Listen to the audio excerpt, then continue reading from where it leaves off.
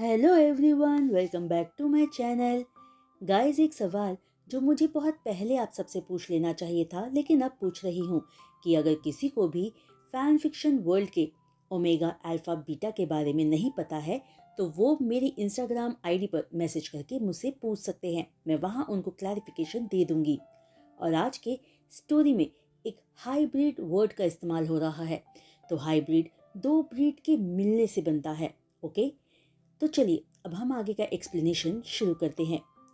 Last part में हमने देखा था कि यीबो शूयंग और शूयंग की वाइफ के साथ वोशियान के बर्थडे पार्टी में पहुंचते हैं, जहां शूयंग एक्साइटेड होकर जैसे ही जान से हाथ मिलाने के लिए आगे बढ़ता है तो वोशियान उसे रोक देता है।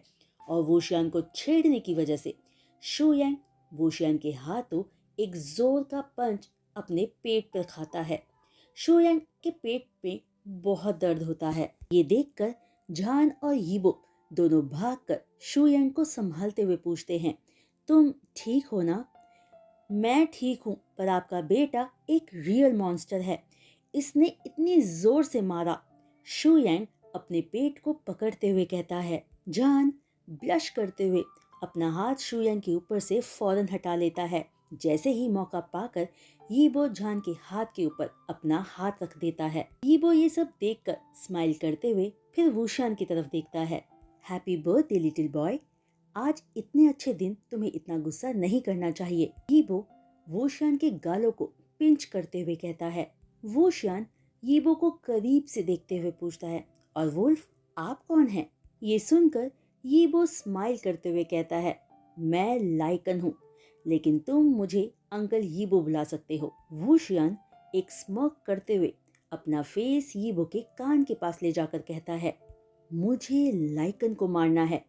ये तो बहुत अच्छा हो गया कि आप खुद ही यहाँ आ गए, क्योंकि अब मेरा बर्थडे खत्म होते ही आप यहाँ से जिंदा वापस नहीं जा पाओगे। यीबो इस छोटे से बच्चे के बोल्ड बिहेवियर को देखकर बहुत हैरान होता है और वोशियान को अपने गले लगाकर उसके कान में धीरे से फुसफुसाता है, मैं इंतजार करूंगा लिटिल बॉय। मैं भी देखना चाहता हूँ कि तुम कितने अच्छे हो मुझे हराने में, लेकिन अगर तुम हार गए तो तुम्हें मेरे साथ चलना होगा। वोंग यीबो के शब्दों को सुनकर वोशियान भागकर अपनी मॉम के पीछे छिप जाता है और यीबो वोशियान को देखकर स्माइल करने लगता है। लाइकन, तुम यहाँ मेरे बेटे का बर्थडे सेलिब्रेट करने आए हो, उसे डराने नहीं। ये कहकर जान वोशियान को गोद में उठा लेता है। ये एक हाइब्रिड है। मैं अब ज्यादा क्यूरियस हूँ कुछ जानने में। जान, हमें बात करने की जरूरत है। यीबो ये कहकर जान का हाथ पकड़ लेता है। मेरा हाथ छोड़ो यीबो।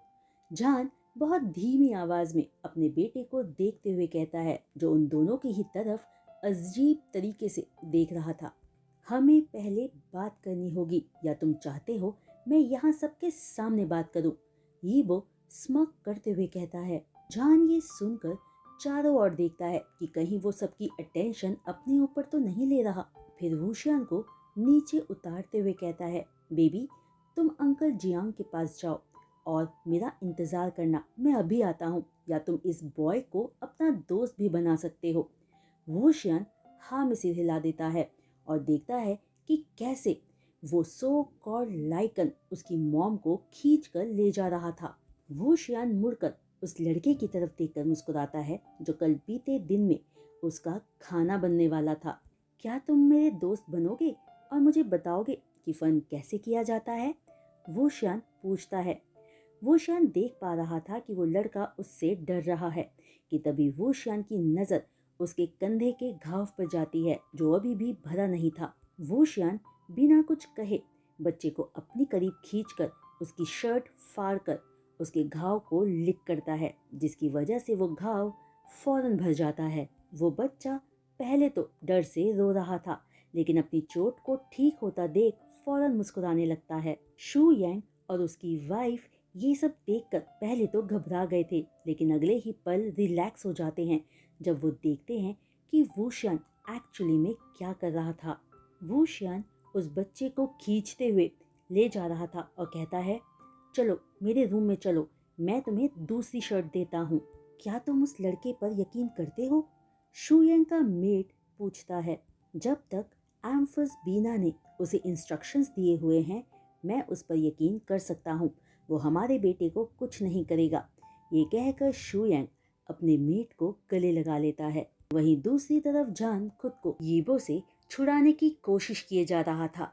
मेरा हाथ छोड़ो वांग यीबो, तुम मुझे कहाँ लिए जा रहे हो? तुम मुझसे बात करना चाहते थे तो मैं बस यहीं इतनी दूर तक ही तुम्हारे साथ आ सकता हूँ। जान रुकते हुए कहता है। ये सुनते ही यीबो जान को दीवार पर पिन कर देता है और मुस्कुराते हुए कहता है, क्या तुम श्योर हो कि यहाँ मुझसे बात करने में तुम कंफर्टेबल रहोगे? आखिर कब से लोग इस तरह से बात करने लगे हैं जैसा तुम इस वक्त कर रहे हो? तुम हद से ज्यादा आगे बढ़ रहे हो। मैं अब प्रेग्नेंट नहीं हूँ। मैं इसी वक्त तुम्हें मार सकता हूँ। अगर तुम ऐसा नहीं चाहते हो तो अपनी बॉडी मुझसे दूर हटाओ। ये कहकर जान यीबो को खुद से दूर धक्का मार देता है। यीबो लड़खड़ाते हुए दूर होता है, लेकिन उसने जान का हाथ नहीं छोड़ा था, इसलिए जान भी यीबो के साथ जमीन पर गिर जाता है। यीबो मौके का फायदा उठाकर फौरन जान को फ्लिप करके उसके ऊपर आ जाता है और कहता है, एम्फस बीना, तुम्हारा इस तरह से बात करने का तरीका मुझे बहुत पसंद आया। ये कहकर यीबो अपनी लोअर बॉडी जान के ऊपर प्रेस करने लगता है। जान अपनी बोहें सिकोड़ते हुए कहता है, तुम कितने कमीने हो। मैं जानता था कि तुम कुछ अच्छा कर ही नहीं सकते। मैं तुम्हें पहली बार की तरह अपना फायदा उठाने नहीं दूंगा। जान को यकीन नहीं हो रहा था कि यीबो उसे परेशान करते हुए उसका फायदा उठाने की कोशिश करेगा। तुम्हें याद है कि मेरे किंगडम से गायब होने से पहले तुमने क्या कहा था? यीबो की बात सुनकर जान की सांस अटक जाती है और वो सोचता है कि ये यीबो वो लड़कियों वाली बात अभी तक क्यों नहीं भूला। जान को चुप देख यीबो स्मग के साथ कहता है, मैंने बहुत इंतजार किया, लेकिन कभी भी कोई लड़की तुम्हारे यहाँ से मेरे लिए आई ही नहीं। वैसे अच्छा ही हुआ, क्योंकि मैं तो सिर्फ एक को ही चाहता हूँ और वो तुम हो जान। तो क्या तुम यहाँ मेरे साथ सब करने को तैयार हो? यीबो की बात सुनकर जान चारों ओर देखते हुए ना में सिर हिलाने लगता है। यीबो फौरन जान के साथ वहां से गायब होकर जान के बेड पर अपीयर होता है। कमीने, मैं तुमसे नफरत करता हूँ। अगर तुमने कुछ भी करने की कोशिश की ना तो मैं चिल्लाकर सबको बुला लूंगा और कहूंगा कि तुम मुझे मोलेस्ट करने की कोशिश कर रहे हो। जान की बात सुनकर यीबो चकल करते हुए कहता है, ठीक है तो चिल्लाओ, अगर तुम चिल्ला सकते हो तो। लेकिन मुझे तुमसे कुछ सवाल करने हैं जिनके तुम जवाब दोगे, तुम्हें पसंद हो या ना हो। क्या जानना चाहते हो तुम? जान पूछता है। मैंने तुम्हारे बेटे को बहुत करीब से और ध्यान से देखा है। उसका वुल्फ अभी तक सोया हुआ है, जो बहुत पहले ही ट्रांसफॉर्म हो जाना चाहिए था। तुमने उसके साथ क्या किया है? दूसरी बात, वो मेरा बेटा है। ये बात तुमने मुझसे छुपाकर उसे मुझसे दूर क्यों रखा? यीबो की बात सुनकर जान स्टिफ हो जाता है। वो यीबो के शक को सही साबित नहीं होने दे सकता था। वो सोचता है कि ये कितना स्मार्ट बनने की कोशिश कर रहा है और बहुत अच्छा प्रिटेंड कर सकता है। बेकार की बातें सोचना बंद करो। मेरा बेटा वुल्फ नहीं है, वो एक एम्फस बीना है। तुम कुछ ज्यादा ही सोच रहे हो। तुमने खुद जानबूझकर मेरे दोनों अनबॉर्न बेबीज को अपने हाथों से मार दिया था। आई स्वेयर लाइकन, तुम्हें उसका भुगतान करना पड़ेगा। जान का जवाब सुनकर यीबो टेंस्ड हो जाता है, जिसकी वजह से इतने सालों बाद उसका जहर दोबारा से एक्टिवेट हो जाता है। वो फौरन जान का हाथ छोड़कर बेड पर बैठते हुए अपने चेस्ट को पकड़ लेता है। क्या तुम इन सब बातों को जाने नहीं दे सकते? क्यों तुम पास्ट को हमेशा सामने ले आते हो? यीबो अपना दर्द कम करने की कोशिश करते हुए पूछता है। जान बेड से उठकर चकल करते हुए खुद को ठीक करता है और कहता है, मैं एक स्नेक हूँ और मुझे माफ करना नहीं आता। अब जब तुम यहाँ हो तो मैं तुम्हारे बेटे के हाथों ही तुम्हें मरवा दूंगा, उसकी बर्थडे पार्टी स्टार्ट होने से पहले। हाँ, वो तुम्हारा बेटा है जिसे तुम मारना चाहते थे, लेकिन तुम सिर्फ एक को ही मार पाए। ये मेरे बेटे का आज एक अच्छा दिन है, लेकिन तुम्हें मरना होगा। मैं चाहता हूँ कि तुम अपने बेटे के हाथों मरने का दर्द महसूस करो। वहीं वो शियान, जिसे अपने कमरे में अपने नए दोस्त उस लिटिल वुल्फ के लिए कपड़े नहीं मिले थे, तो वो अपनी मॉम के कमरे में चेक करने आया था कि तभी उसने अपनी मॉम की सारी बातें सुन ली थी। एक बार उसने अंकल जिनशा को ये कहते सुना था कि लाइकन उसका पिता है, तो ये बिल्कुल सही बात थी। वो शियान सोचता है कि वो भी एक वुल्फ है और उसकी मॉम उसको उसी के पिता को मरवाने के लिए इस्तेमाल करना चाहते हैं। वो शियान फौरन अंदर जाता है तो जान उसे वहां देखकर बहुत हैरान होता है। वो शियान देखता है कि ये वो बेड के कोने पर बैठा अपने चेस्ट को पकड़े हाँफ रहा था। वो शियान यीबो के पास जाकर उसका चेस्ट चेक करने लगता है। ये वो अपने बेटे को देखकर मुस्कुराता है और कहता है, लिटिल बॉय, तो तुम फाइनली यहाँ आ गए। आई गेस मैं तुम्हें अपने साथ नहीं ले जा पाऊंगा। तुम अपना बर्थडे अच्छे से सेलिब्रेट करना और हमेशा खुश रहना, ठीक है? Happy birthday little boy. Wang Yibo दर्द में मुस्कुराते हुए बड़ी तकलीफ से ये सब कह पाता है। वो शियान पलटकर अपनी मॉम को देखकर पूछता है, मॉम, वो खंजर जो उस दिन आपके रूम में था, वो इन्हें मारने के लिए बनाया था ना? आप चाहते हो कि मैं इन्हें मारूं क्योंकि मेरे फादर एक वुल्फ हैं। आपने बताया था कि लाइकन बुरा है, मासूमों को मारता था, इसलिए वो मरना डिजर्व करता है। पर आप सिर्फ मेरे ही हाथों मेरे फादर को मरवाना चाहते थे और इसके बाद आप मुझे भी मार दोगे क्योंकि मैं भी आधा वुल्फ हूँ। मैं सही कह रहा हूँ ना मॉम? वो शन की बात सुनकर जानना में सिर हिलाते हुए कहता है, मेरी तरफ देखो बेटा, मैं तुम्हारी मॉम हूँ। मैं तुम्हें कभी नहीं मारूंगा, चाहे तुम्हारे अंदर लाइकन का ही ब्लड क्यों ना हो। मैं नहीं मार सकता तुम्हें। आज तुम्हारा जन्मदिन है। इस लाइकन को मारने के बाद हम तुम्हारा बर्थडे सेलिब्रेट करेंगे। मैं तुम्हें हर चीज़ करने की आज़ादी दूंगा। तुम हमेशा मुझे मॉम कहकर बुला सकते हो। मैं तुम्हें बहुत प्यार करूंगा, तुम्हारा ख्याल रखूंगा, लेकिन तुम्हें इस लाइकन को मारना ही होगा। अपनी मॉम का बदला लेना होगा। जान अपने बेटे के चेहरे को सहलाते हुए कहता है। वो शियान जान का हाथ हटाते हुए कहता है, ये मेरे फादर हैं और आप मेरे मॉम। मैं इन्हें नहीं मारूंगा। ये आपका रिवेंज है, आप मारो। वो शियान ये कहकर जाने लगता है कि तभी जान उसे रोक लेता है और कहता है, मैंने इतने सालों तुम्हारा ख्याल रखा है। तुम ऐसे मुझे धोखा नहीं दे सकते। तुम्हें इसे मारना ही होगा। तुम्हारा जन्म ही इसे मारने के लिए हुआ है। एक बार ये लाइकन मर जाएगा तो सब ठीक हो जाएगा। हमारी लाइफ नॉर्मल हो जाएगी, हम खुश रहेंगे। मुझे मार दो लिटिल बॉय। तुम्ही ने तो कहा था कि मैं जिंदा यहाँ से नहीं जा सकता। मैं तुम्हारा फादर हूँ और तुम जैसा बोल्ड और ब्रेव बेटा पाकर मैं बहुत प्राउड फील कर रहा हूँ। ये वो कहता है, मैं ये नहीं करूँगा। आपने अपने ब्लड का पॉइजन इन्हें दिया है, तो जाओ और इन्हें खुद मारो। मैं नहीं मारूंगा। मेरा हाथ छोड़ो मॉम। वो शन अपनी मॉम को देखते हुए कहता है, जिसकी पूरी बॉडी गुस्से से कांप रही थी, जिस वजह से जान के पंजे वोशियान की कलाई में गड़ जाते हैं क्योंकि जान ने वोशियान का हाथ और कस के पकड़ लिया था। मॉम, आप मुझे हर्ट कर रहे हो। वोशियान अपनी आंखों में आंसू लिए कहता है।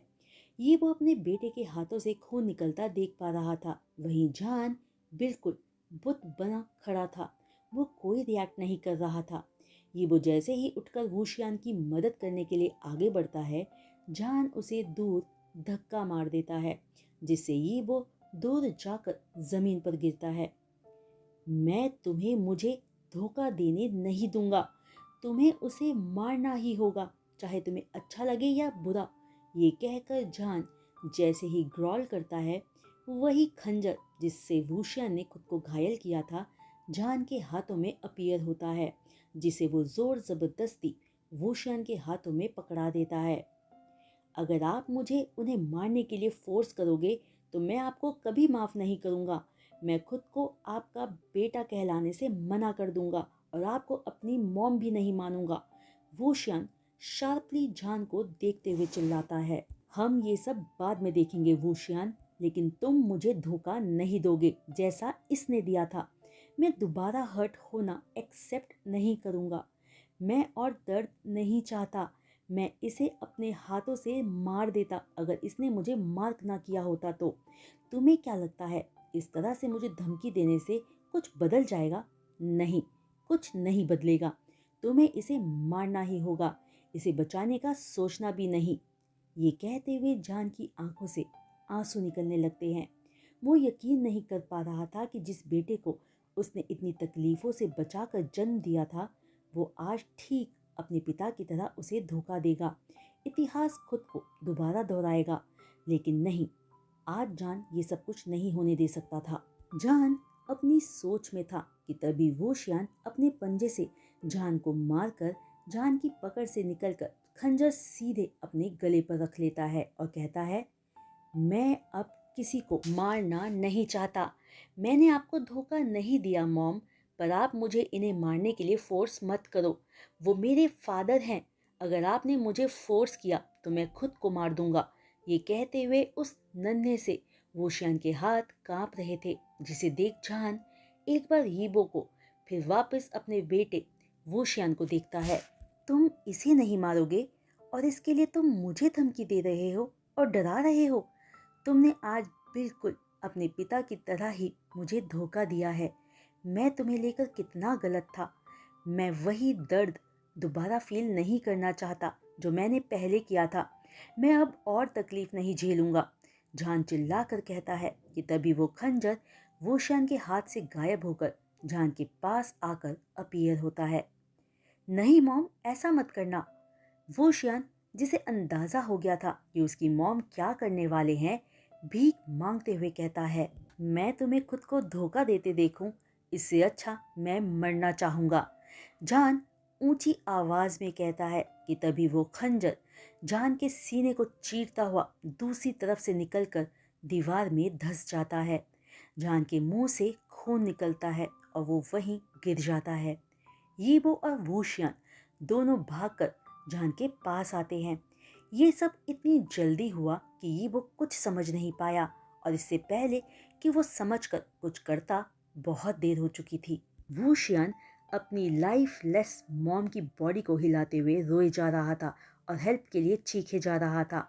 वो जैसे ही यीबो की तरफ देखता है, यीबो जान को छूने की कोशिश कर रहा था। उसकी आंखें नम थी कि तभी वो भी जान के सीने पर गिरकर बेहोश हो जाता है। वो शियान अपने मॉम और डैड दोनों को ऐसे देख डर जाता है और चीखते हुए कहता है, मेरे मॉम और डैड नहीं मर सकते, वो मुझे अकेला नहीं छोड़ सकते। पर दोनों में से कोई भी अपनी आंखें नहीं खोलता। वो शियान रोता हुआ फौरन अपने अंकल जिनशा के पास जाकर सब बता देता है और उनसे अपने मॉम डैड को बचाने की रिक्वेस्ट करने लगता है। वो शियान की बात सुनकर जिनशा फौरन उन दोनों के पास जाने के लिए भागता है। वो जैसे ही कमरे में जाता है, दोनों को जमीन पर पड़ा हुआ पाता है और वो दोनों ही ब्लड से सने हुए थे। योर मैजेस्टी कहते हुए जिनशा जैसे ही भागकर लाइफलेस जान की बॉडी को छूता है, सुन रह जाता है। जान की बॉडी बिल्कुल ठंडी थी, उसकी दिल की धड़कन नहीं चल रही थी और यही सेम हाल यीबो का भी था। जिनशा पैनिक होते हुए डॉक्टर को बुलवाता है। वोशियन ये सब देखकर और ज्यादा रोने लगता है, तो जिनशा गार्ड को बुलवाकर क्राउन प्रिंस को वहां से ले जाने को कहता है। गार्ड्स फोर्सफुली क्राउन प्रिंस को वहां से लेकर चले जाते हैं। जिनशा जान और यीबो दोनों को बेड पर साथ साथ लिटा देता है। वो हैरान था कि यीबो को क्या हो गया है, क्योंकि उसके शरीर पर कोई भी चोट नहीं थे। डॉक्टर फौरन आकर वहां सबसे पहले अपने किंग को चेक करते हैं। किंग कैसे हैं डॉक्टर? जिनशा पूछता है। डेड, डॉक्टर का जवाब सुनकर जिनशा के पैर कांप जाते हैं और वो दीवार के सहारे खड़े होकर खुद से कहता है, नहीं, ऐसा नहीं हो सकता। शाओजान नहीं मर सकता, ये इम्पॉसिबल है। डॉक्टर प्लीज मजाक मत करो, कहो जो आपने अभी कहा वो झूठ है। जिनशा की बात सुनकर डॉक्टर जवाब देता है, मैं मजाक क्यों करूंगा? वो खंजर सीधे उनके दिल के आर पार गई है। तुम क्या किसी मिरेकल का होने का इंतजार कर रहे हो? अब जाओ और क्राउन प्रिंस के ब्लड का सैंपल लेकर आओ फौरन, क्योंकि हम ये तो नहीं चाहेंगे कि दो लोग एक साथ मर जाएं। वैनिंग जब ये देखता है कि जिनशा ये सब सुनकर बुत बनकर खड़ा है तो वो फौरन जाकर क्राउन प्रिंस के ब्लड का सैंपल ले आता है। डॉक्टर यीबो को अटेंड करता है बिना जान के बॉडी की परवाह किए। वो यीबो को अटेंड करने के बाद भी वहां से नहीं जाते और यीबो के होश में आने का इंतजार करते हैं। जिनशा और वैनिंग दोनों डॉक्टर के बिहेवियर से बहुत हैरान थे, मानो जान का मरना कोई बड़ी बात नहीं थी उस डॉक्टर के लिए। 1 घंटे बाद जब यीबो अपनी आंखें खोलकर चारों ओर देखते हुए जैसे ही अपने चेस्ट को छूता है, स्माइल करता है, उसका जहर उसकी बॉडी से निकल चुका था। पर अगले ही पल उसकी हंसी लाइफलेस जान की बॉडी को अपने पास देखते ही गायब हो जाती है। यीबो जान के चेहरे को छूते ही स्टिफ हो जाता है। डॉक्टर, आप वहां क्यों बैठे हो जबकि आपका किंग मर रहा है? यीबो डॉक्टर पर चिल्लाता है। डॉक्टर जहां बैठा था वहीं बैठे हुए स्माइल करता है। तो तुम भी महसूस कर सकते हो कि किंग अभी मरे नहीं हैं। मैं तुम्हारे उठने का इंतजार कर रहा था। हमें उन्हें बचाने के लिए एक दूसरे की मदद करनी होगी। वो कल तक सरवाइव नहीं कर पाएंगे। डॉक्टर ये कहते हुए अपनी जगह से उठता है। जिनशा और वैनिंग भी डॉक्टर की बात सुनकर रिलैक्स हो जाते हैं।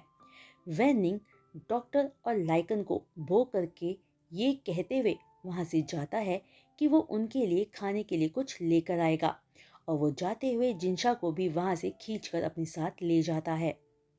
आप मुझसे क्या करवाना चाहते हो डॉक्टर? मैं वो फौरन करने को तैयार हूँ। ये वो जान की बेजान बॉडी की तरफ वरिड एक्सप्रेशन के साथ देखते हुए कहता है। यीबो ने ऐसा होने की उम्मीद नहीं की थी। वो जानता है कि सालों पहले जो कुछ भी उसने किया था वो माफी के काबिल नहीं है। उसने तो उस बच्चे को ऑलमोस्ट मार ही दिया था जिसने आज उसकी जान बचाई और उस इंसान के खिलाफ गया जिसने उसे जन्म दिया है। यीबो का गिल्ट उसे खाए जा रहा था। वो खुद को अपने किए के लिए माफ नहीं करेगा। आज उसे समझ आ रहा था कि जान ने कितना कुछ सहा है। जिस तरह से उसने जान को और उसके बेबीज को मारने की कोशिश की थी, वो सीन उसे रोज डराते होंगे। वो इतनी तकलीफ में था कि अपने बेटे के हाथों दोबारा धोखा खाने और दर्द झेलने की बजाय उसने खुद की जान लेने की कोशिश की। मरना तो ये लाइकन डिजर्व करता है। अगर ठीक होने के बाद भी जान उससे नफरत करेगा तो वो उसका हक है। यीबो को ये भी सोचकर बुरा लग रहा था कि जान को कैसा फील हुआ होगा जब मैं उसके सामने आकर बेशर्मी से उसके साथ फ्लर्ट कर रहा था और कितनी गलत हरकतें उसके साथ की। उसने हमेशा ऐसे प्रिटेंड किया कि सब सही है, मैंने सब कुछ बर्बाद कर दिया। कि तभी डॉक्टर बोलता है, हमें अपनी एनर्जीज कंबाइन करके किंग को ट्रांसफर करनी होगी। आपके बेटे का ब्लड आपके अंदर दौड़ रहा है जिससे हमें मदद मिलेगी। आपकी एनर्जी ही इन्हें बचा सकती है क्योंकि ऐसा लग रहा है कि आप दोनों का बॉन्ड बहुत स्ट्रांग है, बहुत हद तक एक मेट जैसा। ये मेरा मेट ही है डॉक्टर, पर ये मुझे कभी माफ़ नहीं करेगा क्योंकि मैंने इसके साथ बहुत ही बुरा व्यवहार किया है और मैं ही वो वजह हूँ जिसके कारण उसने अपनी जान लेने की कोशिश की, क्योंकि वो आज तक उन बातों को भूल नहीं पाया है और ना ही वो सब भूलने लायक है। ये कहते हुए रोने लगता है। तो गाइस, आज का ये वीडियो एक्सप्लेनेशन मैं यहीं रोकती हूँ और उम्मीद करती हूँ कि आज का वीडियो एक्सप्लेनेशन आपको थोड़ा सा तो टची लगा होगा। तो अगर आपको आज का वीडियो एक्सप्लेनेशन पसंद आया हो तो एक लाइक, चैनल को सब्सक्राइब और बेल आइकन को हिट करना बिल्कुल मत भूलिएगा।